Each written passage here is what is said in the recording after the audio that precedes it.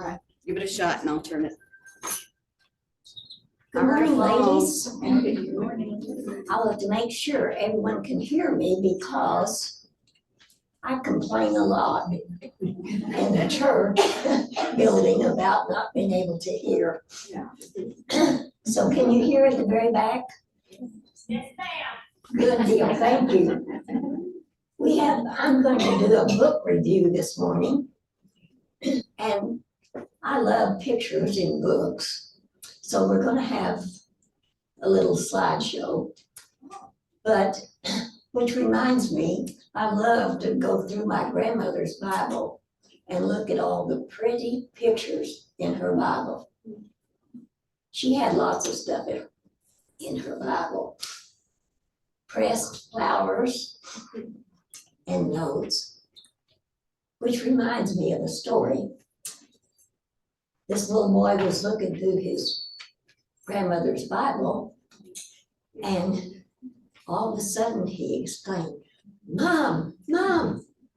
She said, "What is it?" He said, "I think it's Adam's underwear."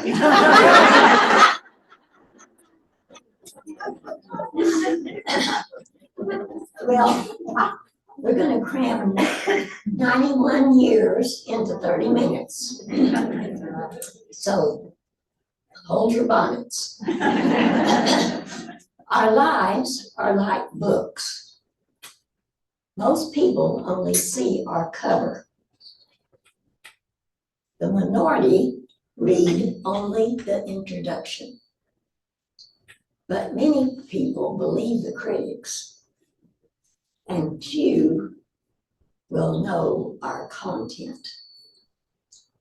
The cover of this book reads, Maxine Jennings Ricketson, the Little Rich Girl. The introduction is somewhat boring, telling you this little girl was blessed to be born to Christian parents in 1932 during the Depression. It was an in-home delivery in a two-room house located in a pasture just west of Lawton, Oklahoma. They had a tiny house before tiny houses were cool. Her dad was a farm laborer, and her mom raised turkeys to sell, and they would deliver big cans of milk, fresh milk, to the processing facility to help make ends meet. These were hard times, but they managed to buy a bedroom suit, which is still in the family. They would pay 10 cents for Maxine to get a haircut, and the barber would give her 5 cents back to keep her from screaming. She was taken to church every Sunday and had a pie safe drawer full of Bible story cards. Well, at this point, the critics would return the book to the shelf, questioning, "Rich girl?" But that little rich girl was me. When I was 5, my parents moved to Roswell, New Mexico, in hopes of finding a better life. My dad became such a dedicated farmer that he felt he couldn't take time for church. My mother had a new baby, so she stayed home to tend baby and help Dad. Fortunately, they lived long enough to get their priorities straight.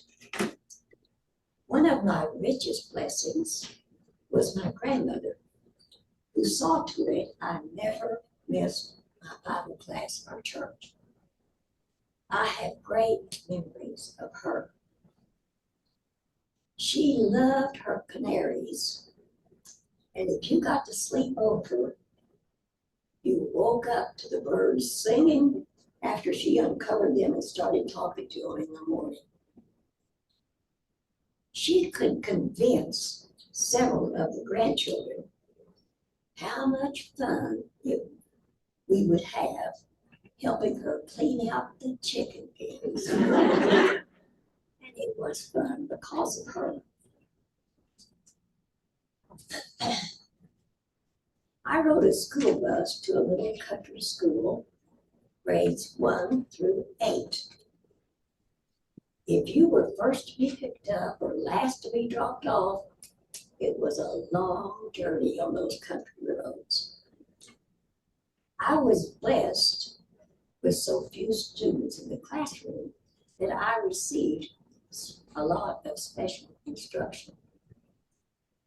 We were enticed to earn perfect attendance pins to the point where I would insist on attending even when sick. My mother would wrap me in a blanket and drive me to school. I was rich in commitment. Dad labored so hard, and Mother was right by his side, driving a tractor, hoeing cotton, digging cotton, in addition to cooking 3 meals a day, raising chickens, pigs, and a garden, as well as keeping an immaculate home. Work ethic was another of my rich blessings. When you live in the country, you learn to drive young. When I was 6, I drove the tractor to pull a trailer down the corn rows so the guys could gather corn from either side and throw in the trailer. This prompted the helper to tell someone, "Mr. Jennings works everyone from the size of a grasshopper on up." My mother was the oldest of 8 children, and I'm the oldest of 27 grandchildren. So I was rich with family. Most every Sunday, everyone brought food and we had dinner at the grandparents' home. There was so much to enjoy. Horseback riding, swimming in the old Sea Reservoir, marble games, playing in the hay barn, baseball games in the pasture, and rabbit hunting. The men and the older grandkids would drive out to the ranch, and they would line up across the pasture. If you could picture them lining up across. And this was so that as you walked across the pasture, if a rabbit showed up and it started running, the next person I could get it, the next person I could get it. And I wasn't too fast at shooting, so I beat it in on my rabbit. But instead of shooting, I followed that rabbit over. Well, all of a sudden, everybody up to the right of me was falling to the ground. And they decided that maybe I wasn't quite old enough at that point. I was baptized when I was 13 at the South Main Church in Roswell. And I was also married there. That building is now a funeral home. I could take care of all 3. Years ago, preachers felt they had to sing 10 verses of "Just As I Am," pleading between verses to respond to be baptized. And they don't do that much anymore. Graduation came in 1949 when I was 16. I was richly blessed that summer with the birth of my sister, Janet. I loved her and felt like she was mine. So it was very difficult for me to go to Abilene Christian in the fall. I think there's a picture of Zellner Hall there that a lot of you will recognize. It was a wonderful year of maturing, learning, and developing great friendships. I started a secretarial job following supper, and I started dating Wayne. When it was time to go back to ACC, I was very torn. I asked my parents just to tell me I had to go back, but they wouldn't. I really felt it was a hardship for them. And I had a job, not to mention leaving Wayne and my baby sister. I didn't go back. Wayne was starting his junior year at the New Mexico Military Institute. That was when it was a 4-year college. And he was quarterback for the football team. He was on the basketball team, and he was a pitcher for the baseball team. Not to mention the Sunday afternoon military parades. So needless to say, I was richly blessed, richly entertained.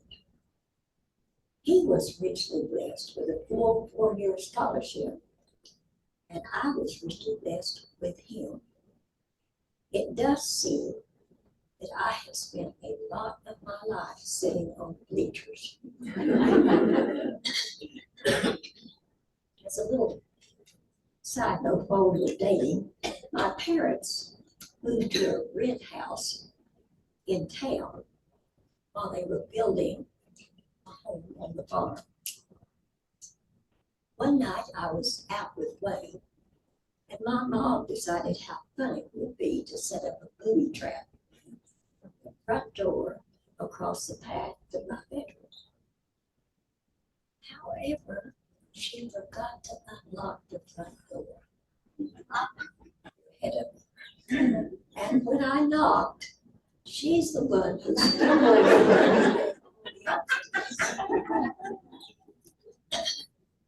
We were married 71 years ago after Wayne graduated with a regular Army commission as a second lieutenant. We had to leave the next day after the wedding for Fort Knox, Kentucky. We thought we were going to have a couple of months to work like some of our friends had. So needless to say, we had very little money. But we thought, not to worry, money will be waiting when we get there. Wayne and I, two crazy kids, loaded a little Plymouth coupe with what we felt we had to have and left without a care. Fortunately, my parents had given Wayne a new set of tires for graduation, so we thought all was well. But after the first day of travel, we had to have a new battery. After driving all the next day, the car would not start. They had cracked the battery, putting it in, and we had to have yet another battery. We didn't have a plan B other than we were to receive that big monthly salary of $325 when we arrived. Would you believe everything was closed when we got there? 4th of July. To this day, I cannot remember how we paid rent, bought groceries, or made it till they opened back up. After 3 months of officer training, we had to report to Fort Hood, Texas. We were there only a few months when Wayne got orders for duty in Germany. I went back to Roswell and worked for 9 months until I was able to join him. It was a great tour of duty. We got to travel a little. We were there almost 3 years. We were richly blessed with many friends. Had some similar circumstances.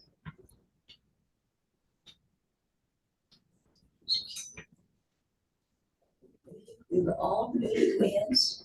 None of us had any money. There was no television. So we played a lot of card games and charades. Our entire division was shipped from Germany to Fort Riley, Kansas. Our older daughter, Jamie, was born there in the Army Hospital in 1956. The total cost of her birth was $7.50. The day I got home from the hospital, Wayne received orders to report to Chicago. He requested an extension from the general, but he didn't see this as a hardship. So Wayne called his friend at the Pentagon and asked if he had to report since he was resigning his commission. He didn't have to, so we packed up and headed back to Boston. No baby, no job. Thank you, Lord, for loving parents who tuck us in while getting a job and a home. You can't always see the rich blessing at the time, but looking back, it was good. After about 5 years in Roswell, in 1961, we were blessed with our second daughter, Dana. When she was 4, Wayne was asked to join a business here in Lubbock. I cried for days and finally sat him down to convince me this was what we needed to do. Of course it was God. How could I not have known the rich blessing you had in store for me? The very first Sunday we were here, Wayne asked, where should we go to church? We decided on Green Lawn since it was closer than Sunset. They were worshiping in the LCU auditorium, and Paul Sharon was standing at the front door. He neatly took out his little paper and got our name and address. And he was knocking on our door that very night. It took just the right person who Wayne respected and trusted to study with. The Sharons took us under their wings and involved us in everything. Wayne was baptized and eventually became an elder. I knew I was the richest girl in the world. I cried through every church service to the point where Betty Huddle quit handing me tissues. She just brought the box. Starting a new profession, Wayne thought maybe I should work for about a year until he got his feet on the ground. I was interviewed by a young intern at the telephone company who had graduated from ACU. I came home crying. Wayne, I think he likes me. I'll get the job.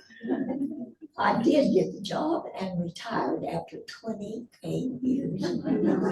That boy never admitted he had his feet on the ground. We have lived here in our present home, only a block from the church building, for 57 years. It is pretty quiet now after years of come as you are breakfasts, showers, senior girl luncheons, lady class luncheons, committee meetings, devotionals. Come on over to our house, it's close. Yeah.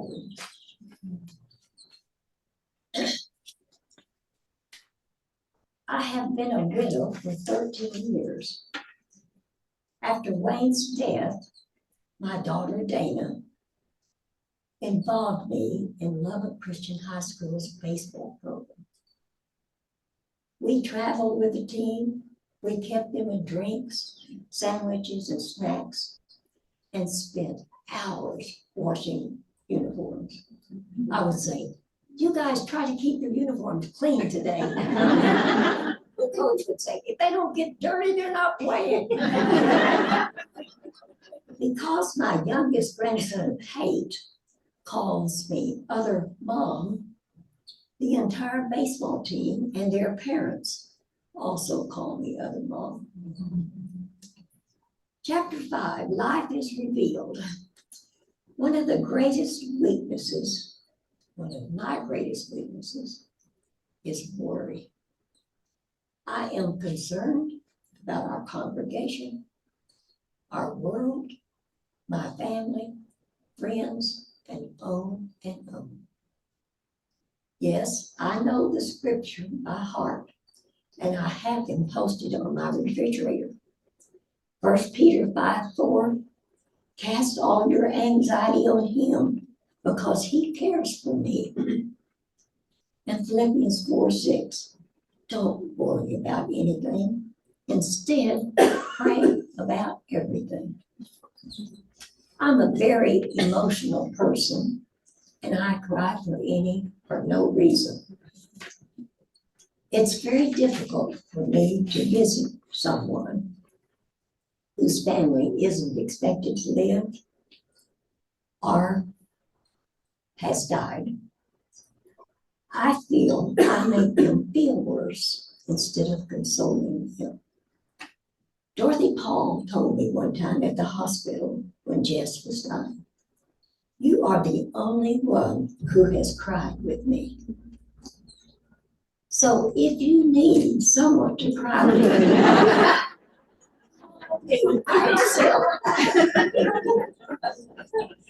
Psalms 46:10 gives me great comfort. Be still and know that I am God. Be still, stop, listen, and know, have faith that I am God. I'm your Father.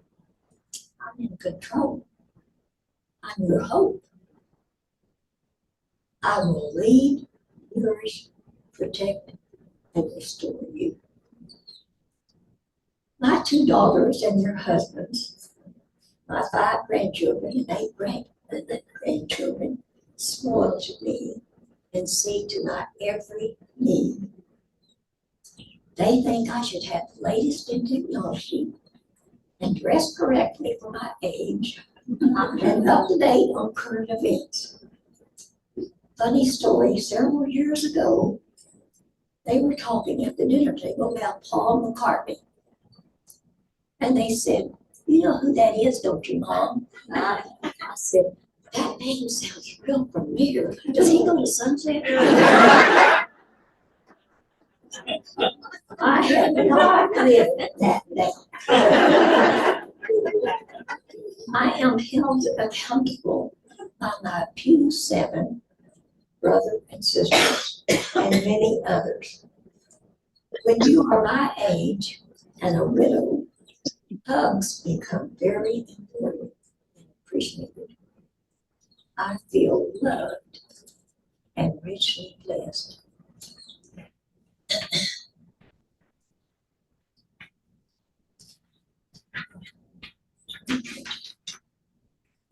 Another blessing has been my leadership in the LCU Associates. I did the scheduling for the card booth for many years, about 20, I think. And it became increasingly harder with caller ID. No, it's Maxine. I was given the Star Award for that service, and I decided I'd break the monotonous acceptance speech and dress like Minnie Pearl. That went well until my daughters surprised me and stole my thunder. I didn't know they were going to be there. The associates were always willing to give me jobs because they knew I had access to my talented and creative daughter, Dana. I would have an idea to decorate a table for the spring luncheon. And about $100 later, Dana would have me the best table in the building. Dana also helped me with the not so fashionable style show. She was my commentator dressed in a potato sack with her scalloped potato necklace and smashing belt.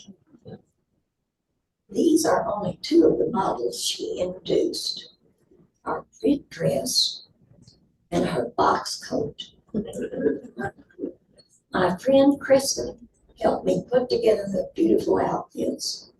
And let me tell you, she is a whiz with her glue gun. It was a big hit, and I was richly blessed. I have learned everyone needs a friend to be goofy with. And I have such a friend. Great blessing. Dewey didn't invite us to be in the talent show, so we dressed as homeless bag ladies and crashed the party. I have also learned when the joints ache, when the hips break, the eyes grow dim, then I remember the great life I've had, and I don't feel so bad. After glancing through the current chapter, one might conclude this person known as Maxine, Mama, Mom, Other Mom, and Gigi Mom, was and is rich. If you have not met the character in this book, please do so and share a hug. Yes, I have learned a few important things, and one is that the easiest way for me to grow as a person is to surround myself with people smarter than I am. Thank you for being here.